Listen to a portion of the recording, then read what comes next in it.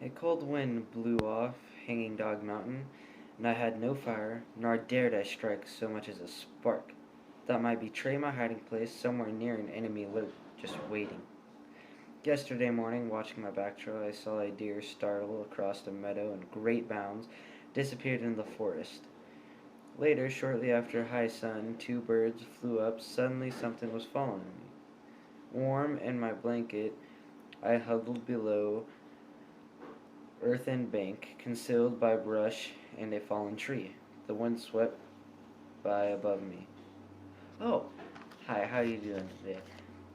I was just reading part of the first chapter of Jubal Sackett, written by Lewis L. Lamore. Uh, so a summary, Jubal Sackett, like his father Barnabas Sackett, uh, was a very adventurous man.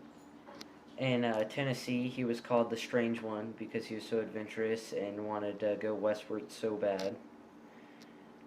He just kept moving beyond the hills and seeing strange things beyond the hills about the unknown western land.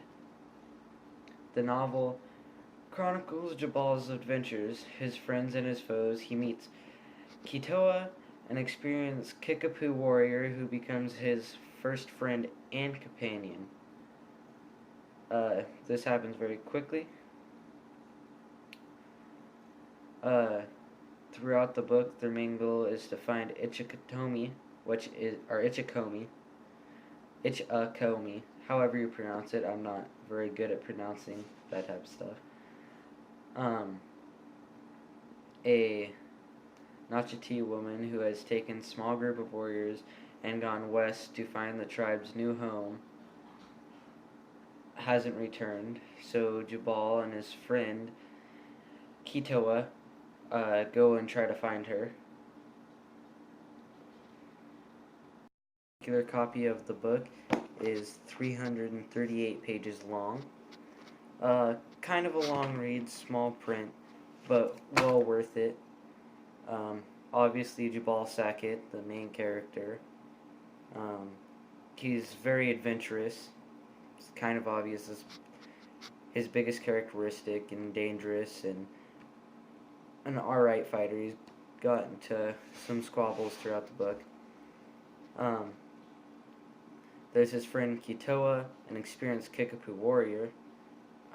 He's fairly decent at fighting, and one of Jabal's best friends throughout the entire book. There's Ichikomi, who is a woman from the Nakati tribe who went to go find new lands from the westward movement of the settlers, so they needed to find a new home to live, and she hasn't returned until later on in the book, and I'm not going to spoil that for you guys. Well, out of everything, I'd probably rate the book 4 out of 5 stars. If you really like westerns or historical western books, which is the genre, I would definitely pick up this book and read it. I would pick up any Lewis Lamore book and read it in general, actually. Lewis Lamore was born at the end of the frontier, March 22nd, 1908. He was a pretty rancher type man. He worked on ranches for many, many years.